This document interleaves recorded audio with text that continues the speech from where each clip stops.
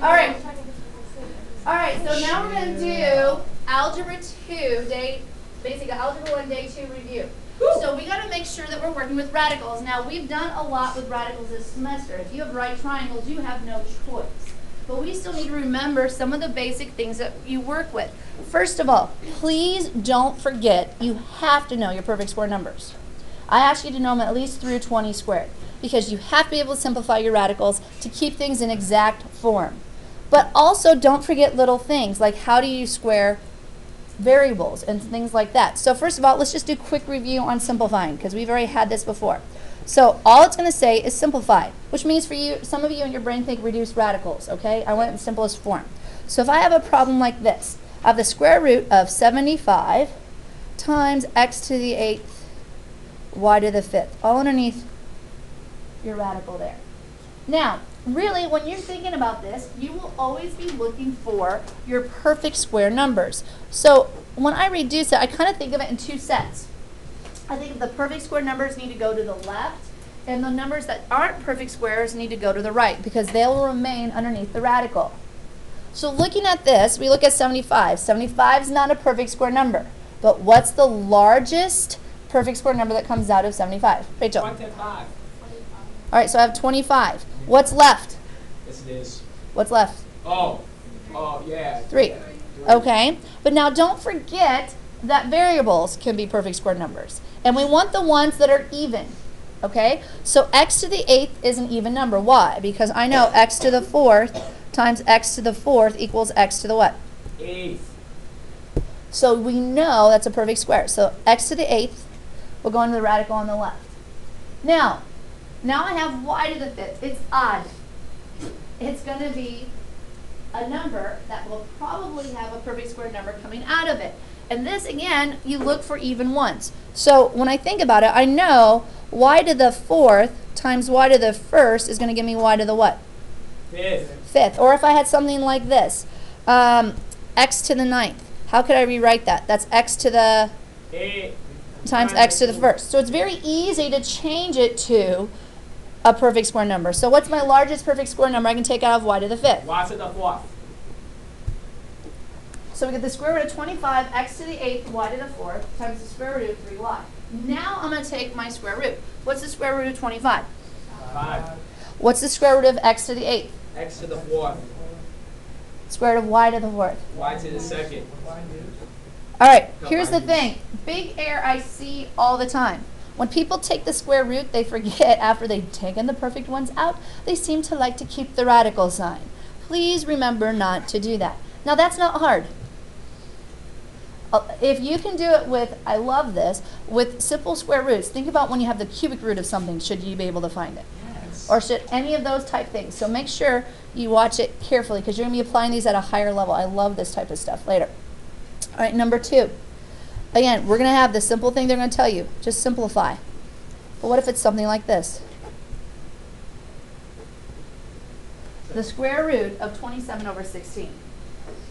When you have something like this, you can look to reduce it earlier if you can. Could I reduce it inside the radical? In this case, can I reduce inside the radical? No. Yes. Yes, you can. No. No, you can't. You can't. No. So, but can I rewrite it? Yes. Yes, you can. Because the same idea, because of what we know about multiplication and division, I can rewrite that as the square root of 27 over the square root of 16. So Well, it's very easy to say, oh, the square root of 27 over 4. Are we done? no, you got to simplify it even more. Yeah, because we know the square root of 27 can be simplified more. So you have the square root of 9 times the square root of 3 all over 4. What's the square root of 9? 3. So 3 root 3 over 4. Now, before you stop, what do you always have to check? Make sure that's in simplest form. Okay? We have to make sure no radicals in the denominator, otherwise we have to rationalize the denominator. We also have to check if the numbers are now outside of the radicals, can I reduce them? Can I reduce these any farther? So then we know that's in its simplest form. So not hard, not really difficult, not meant to be really difficult, but you should be able to do these. Yes, ma'am? Do you have to show that stuff? If you can do this, and if you can go from here to here, I'm totally happy. So if you can go from, in fact, I kind of want you to, if you can go from there to there, yes, please do. It don't, of prefer to see a little bit of the stuff in them saying. Because what I don't want people to get doing too much is if you're doing it in your head, these are smaller numbers. You should be able to do these in your head. I just don't want you skipping something that you have. Or cheat. All right, let's do another one of these. What if I have here, we're going to go another one, simplify. And we have this one, 2 over the square root of 8y.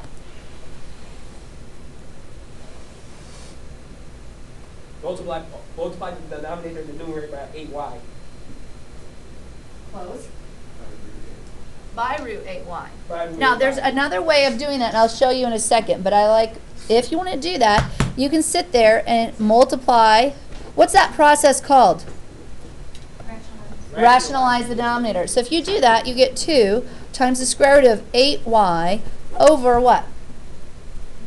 8y, because I'm squaring basically the denominator is what we're doing. So out comes underneath the radical, 8y. Oh, there's more simplifying I'm going to have to do now. For instance, can I simplify the square root of 8y any further?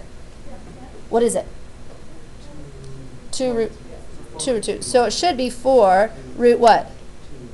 Over 8y. Now, am I done? No, you gotta Let's simplify. it. All right. So I get the square root of 2y over what? 2y. All right. Now, that's fine. I'm going to show you a different way to rationalize and still be correct. All right. So put this as method 2. Method 2. All right. So I get 2 over the square root of 8y. My whole goal is to get a perfect square number in the denominator, correct? Yes. Multiply by the square root of 2y this time. Ooh. Because if you do so, what you get is you get 2 times the square root of 2y over the square root of 16y squared. When you do that, you get 2 root 2y over 4 what? 4y.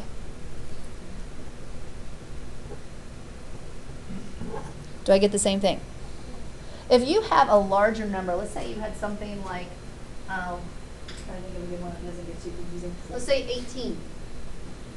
If you have the square root of 18 in the denominator, do you really want to multiply by the square root of 18, or would the square root of 2 be better to make it 36?